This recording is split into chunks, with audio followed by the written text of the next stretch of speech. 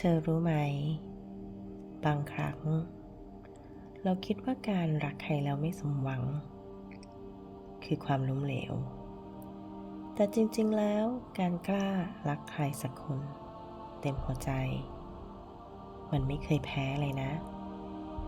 แพ้จริงๆคือไม่กล้ารักใครอีกเลยต่างหากเธอเศร้าได้ร้องไห้ได้นะแต่ขออย่างเดียวอย่าหยุดเชื่อในความรักเพราะวันหนึ่งคนที่ใช่จริงๆจะไม่ปล่อยให้เธอพยายามอยู่ฝ่ายเดียวอีกแล้ว